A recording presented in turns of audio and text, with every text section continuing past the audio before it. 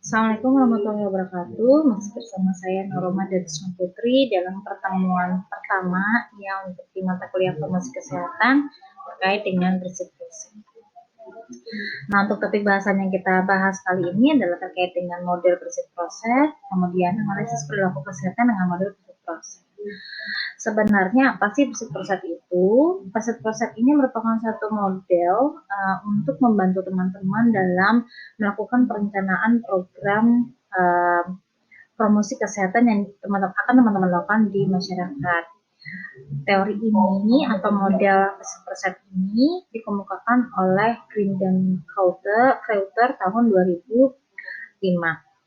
Nah, prinsip sendiri merupakan satu singkatan ya. Jadi prinsip itu ada predisposing, reinforcing, ada enabling, construct educational atau environmental, kemudian ada diagnosis and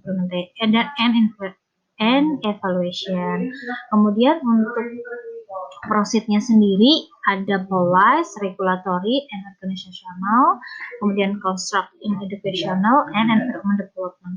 Jadi prinsip proses itu dua model, sebenarnya dua model dijadikan menjadi satu, yaitu ada prinsip dan ada proses. Nah, hubungannya apa dengan promosi kesehatan, kemudian pendidikan kesehatan umum? Sebenarnya model ini akan membantu kita untuk melakukan pengkajian, mulai dari bagaimana sih pendidikan kesehatan yang dimiliki oleh masyarakat. Jadi kita akan lihat nanti tindakan yang bisa mengubah perilaku seseorang dengan sukarela untuk bisa berperilaku sehat itu mau pakai apa, kemudian gitu. Kemudian juga terkait dengan promosi kesehatan, di mana nanti akan mengkombinasikan adanya pendidikan dan dukungan lingkungan. Dukungan lingkungan di sini dimaksud adalah dari kadernya, dari pemerintahannya, dari perawatnya atau tenaga kesehatannya untuk bisa berperilaku sesuai dengan kondisi tertentu yang ada di lingkungan tersebut. Jadi memang teman-teman sebagai tenaga kesehatan harus melihat situasi dan kondisi yang ada di wilayah yang sedang teman-teman ampuh. Prinsip-prinsip ini sebelum dikemukakan oleh Green sebenarnya sudah diteliti juga oleh Bloom pada tahun 1974, di mana perilaku kesehatan baik pada individu, kelompok, dan komunitas dipengaruhi oleh adanya enforcement dan education. Enforcement ini biasanya akan bersinggungan dengan pemaksaan. Pemaksaan di sini dimaksud adalah terkait dengan peraturan-peraturan yang sudah dibentuk oleh pemerintah ataupun pemangku kebijakan yang nanti jika tidak dilakukan maka akan mendapatkan sanksi. Gitu. Biasanya dilakukan tanpa sadar, gitu ya. Pokoknya ketika peraturan ini dikeluarkan, maka mau tidak mau mereka harus ikut serta, gitu. Jadi informasi yang diberikan kadang tidak tersampaikan dengan jelas, ya. Nah, selain dari enforcement atau paksaan, maka akan juga dipengaruhi oleh education atau pendidikan.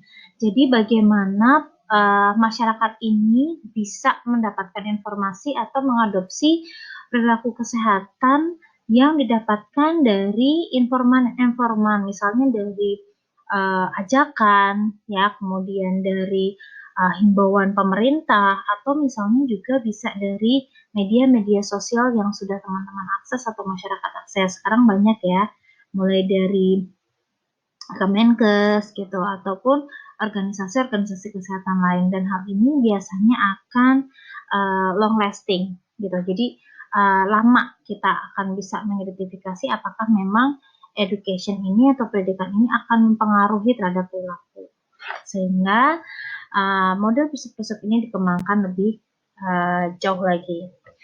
Nah, untuk metode atau model prinsip kita terdiri dari 5 fase, yaitu ada diagnosis sosial, ada diagnosis epidemiologi, ada diagnosis perilaku dan lingkungan, ada diagnosis pendidikan dan organisasional, dan ada diagnosis kebijakan dan administrasi. Itu untuk yang prinsip. Kemudian nanti untuk yang model proses akan dilihat dari 4 fase, yaitu ada fase implementasi, evaluasi proses, evaluasi dampak, dan evaluasi hasil. Nah, ketika kita melakukan riset ini, pertamanya kita harus melakukan diagnosis secara sosial dulu. Misalnya pada kelompok-kelompok lansia dengan hipertensi. Sebenarnya apa sih pandangan mereka tentang hipertensi pada lansia gitu? Seberapa rentannya lansia mengalami hipertensi ya? Kemudian dari diagnosis kemudian yang kedua kita akan mengarah ke diagnosis epidemiologi yang bisa didapatkan dari data-data yang teman-teman dapatkan dari pemerintahan, misalnya atau BPJS misalnya. Oh, ternyata dari lansia yang usia 60 tahun yang mengalami hipertensi sebanyak 78%. Itu disebabkan karena A, B, C, D. Atau misalnya, oh yang 78% lansia mengalami hipertensi itu laki-laki, 60%-nya perempuan, misalnya seperti itu. Nah, itu merupakan diagnosis epidemiologi.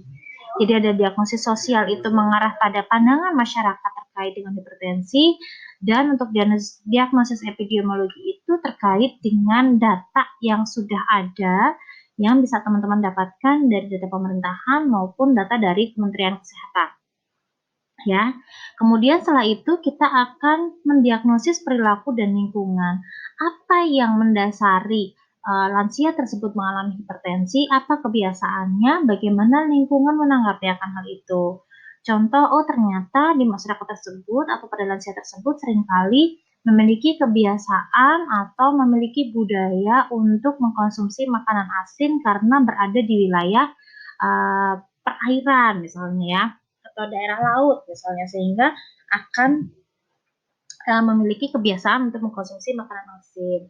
Kemudian karena jauh tempatnya sehingga membuat lansia itu tidak dapat melakukan cek secara rutin ke pelayanan kesehatan. Nah, bagaimana lingkungan menyikapi hal itu? Ternyata lingkungan di situ untuk memfasilitasi adalah dengan mengadakan posyandu lansia, seperti itu ya. Kemudian fase atau tahap berikutnya adalah dengan meletakkan atau mengkaji terkait dengan diagnosis pendidikan dan organisasional, ada faktor predisposisi, ada faktor penguat, dan ada faktor kemungkinan yang menyebabkan. Nanti akan kita bahas.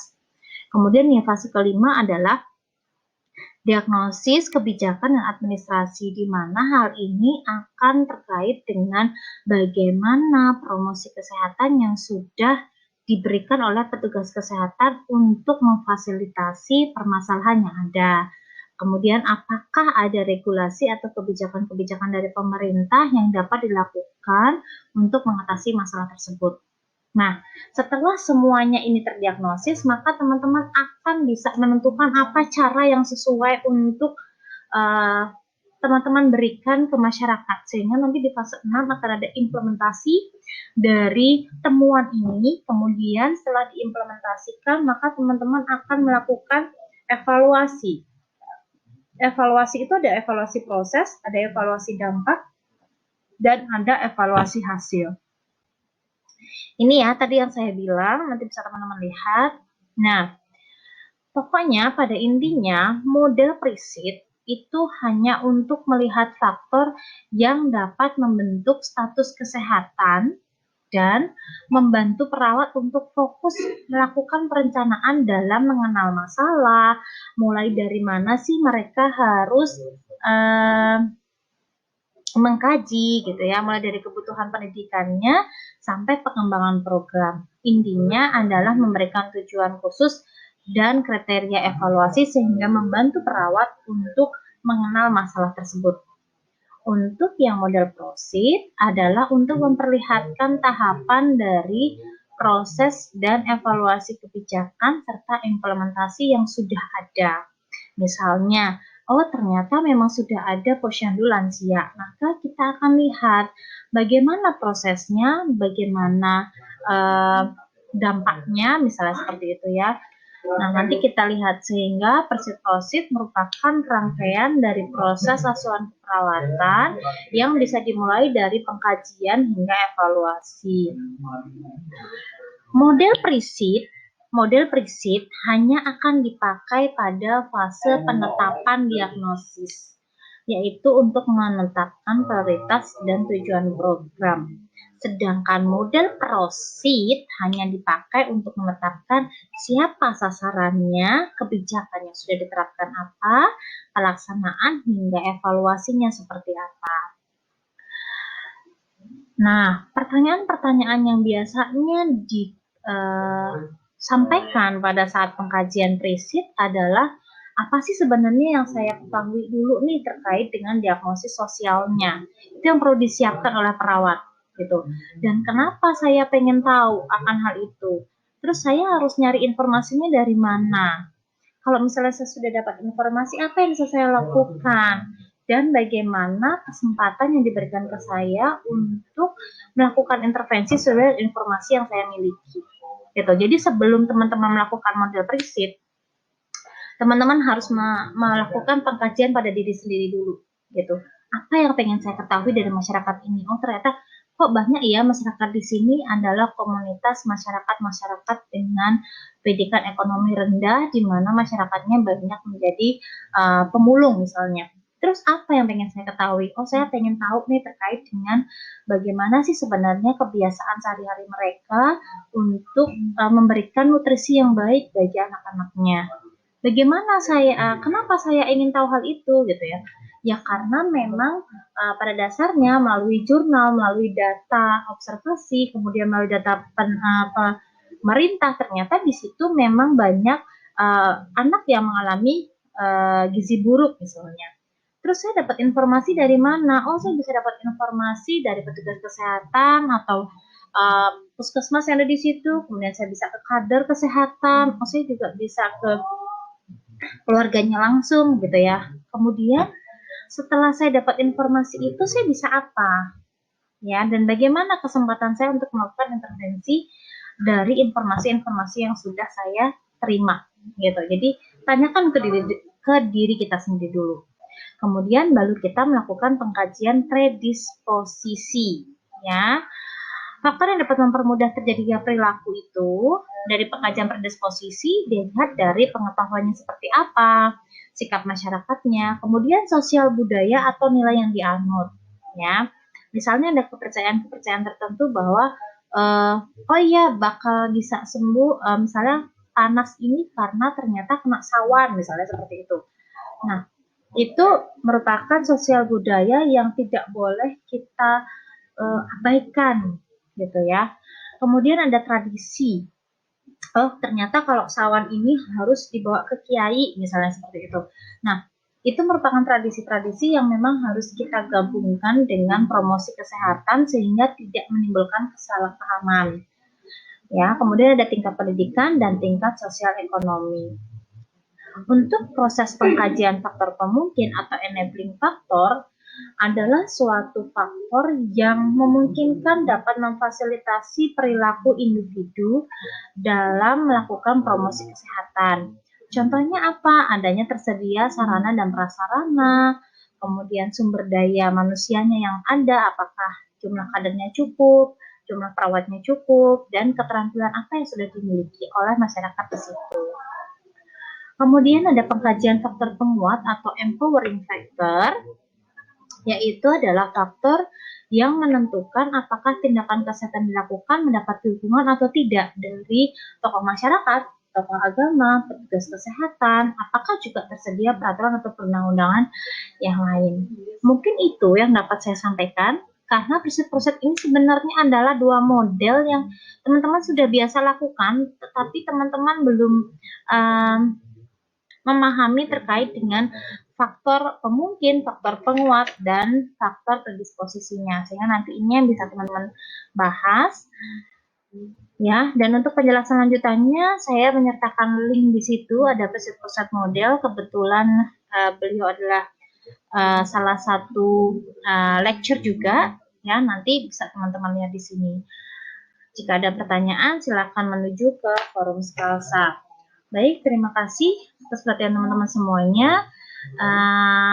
Kita akhiri. Assalamualaikum warahmatullahi wabarakatuh.